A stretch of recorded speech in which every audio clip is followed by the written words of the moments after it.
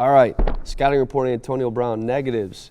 Very thin and small in stature with a wiry build. Lacks functional strength to beat the jam and will struggle to create separation against man coverage. Raw route runner, does not sell routes or show a feel for navigating zones. Concentration lapses show up too frequently. Has a prima donna attitude and does not like to work. Brown's strength and instinct deficiencies will make it difficult to separate the next level. Could have used another year of development. Character concerns could limit his appeal and knock him off draft boards. NFL projection, late draftable pick. Well, I think the only thing they got right there was late draftable pick. That's what he was.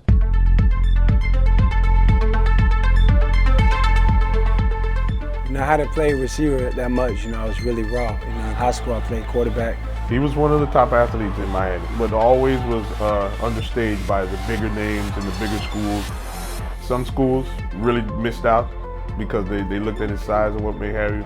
Well, skill-wise, he was pretty raw. And he was a cornerback until he came with us to Central Michigan. He couldn't get in a stance as a receiver. I mean, that's how raw he was. During that first year and then during the next 2 years, his work ethic is pretty much second to none. Just his drive, his hunger. He played the game for different reasons, especially as he got older and kind of started smelling the success he could have. He called me and said, "Coach, I'm going to leave. I'm going to go to the draft."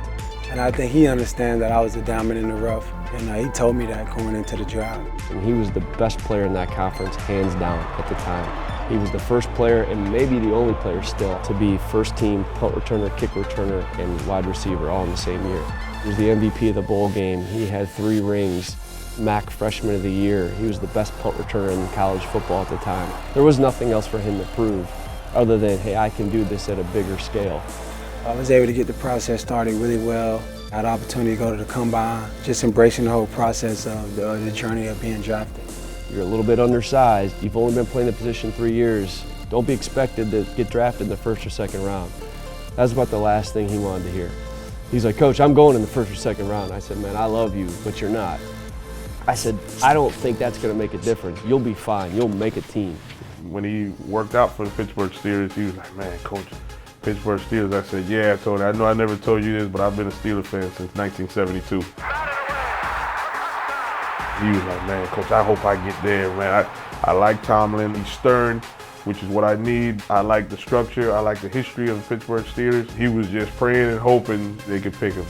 I remember that he had a distinguishing trait. He had the ability to separate at break points, and that was unique on his tape, and it continues to be unique on his tape today. We actually had Antonio graded higher than where we picked him.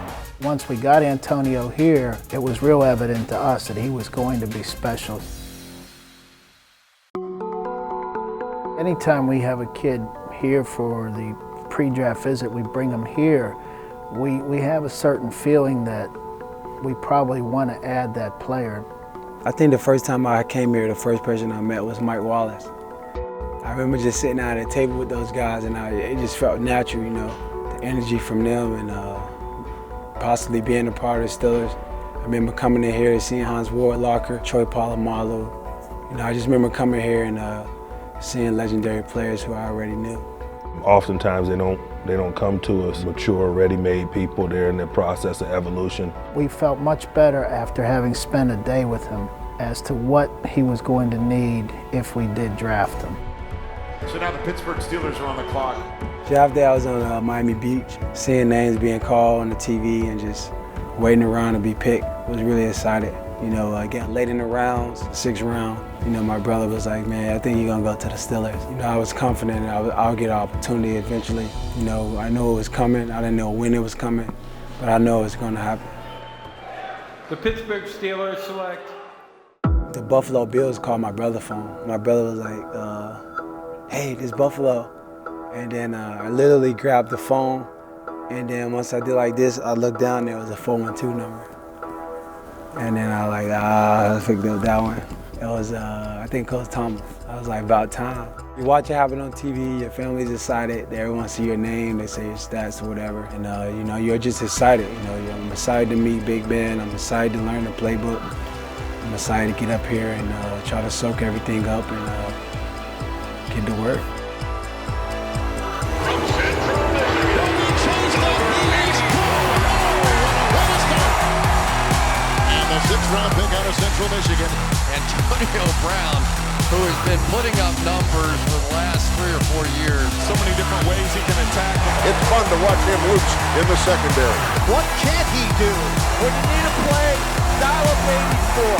Touchdown, Antonio Brown. Wow. You know, you think you have him covered, and then you don't. What a player he is. Let's go! Let's go! We're excited to be here today to talk about our extension of Antonio Brown's contract. I'm happy to say he'll be with us for another 5 years. I'm extremely grateful to be here today. Excited about the future.